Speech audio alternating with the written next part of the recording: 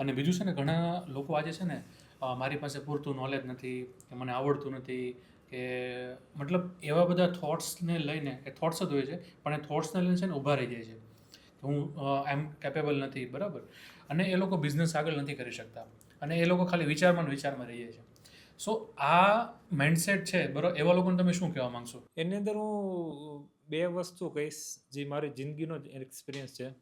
મેં 10 ભણીને જ્યારે હું સુરત આવ્યો બિઝનેસની અંદર, પછી મેં ભણવાનું ચાલુ કર્યું. એટલે મેં એક જિંદગીની અંદર મારી પાસે બ્રહ્મા સર છે કે ભાઈ અશ્વિની કુમાર જાય, અમારા સુરતમાં અશ્વિની કુમાર, તમને તો ખબર છે. તો અશ્વિની કુમાર જાય, અશ્વિની કુમાર એટલે સ્મશાનનું નામ છે. સ્મશાનનું નામ છે. તો ત્યાં સુધી એને ભણતું રહેવાનું. અરે વાહ, જબરદસ્ત. તો એક જે લર્નિંગ કલ્ચર ને એક લર્નિંગ જે પોતાનું મોડ હોય એને ઓપન રાખવાનો. તો જ્યારે હું સુરતમાં આવ્યો ત્યાંથી અત્યાર સુધી હું ભણવાનું મારું ચાલુ જ છે. એ જિંદગીને લઈને હોય, એ બિઝનેસને લઈને હોય. મેં એવા પણ પ્રોગ્રામ કર્યા જે હસબન્ડ વાઈફના પ્રોગ્રામ હોય, તમને તો ખબર જ છે. પેરેન્ટિંગના પ્રોગ્રામ હોય કે ભાઈ જેમાં છોકરાને કઈ રીતે ઉછેરવા જોઈએ. હસબન્ડ વાઈફના પ્રોગ્રામ કે ભાઈ એક હસબન્ડ વાઈફને કઈ રીતે અન્ડરસ્ટેન્ડિંગ હોય, કઈ રીતે એની સાથે જિંદગી જીવી. તેવા અલગ અલગ પ્રોગ્રામની અંદર હું કન્ટિન્યુ પાર્ટિસિપેટ કરું.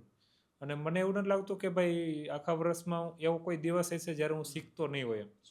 અને આ વર્ષે જે મેં 2026માં જે શરૂઆત કરી, કે દરરોજ એક વ્યક્તિ, નવા વ્યક્તિને મળવાનું, જેને હું ઓળખતો નથી એમ. તો જ્યારે મેં આ વિચાર્યું ને જ્યારે મેં આ એક ગોલ લીધો કે સપનું જોયું ને, ત્યારે શું રિઝલ્ટ આવશે ને શું કામે કરવું ને એ મને ધૂંધળું લાગતું હતું. એટલે એકદમ ક્લિયર નહોતું એમ. તો મેં લગભગ કન્ટિન્યુ 2026માં એને ડેલી એક વ્યક્તિને મળવાનું એ મેં કન્ટિન્યુ રાખ્યું.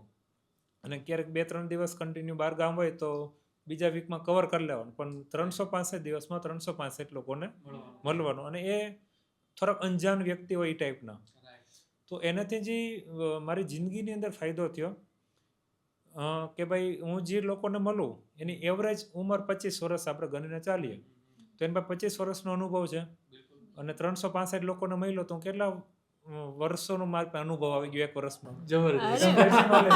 કદાચ 8-9 હજાર આવશે, તો 8,000-9,000 વર્ષનો અનુભવ મારી પાસે એક વર્ષમાં આવ્યો.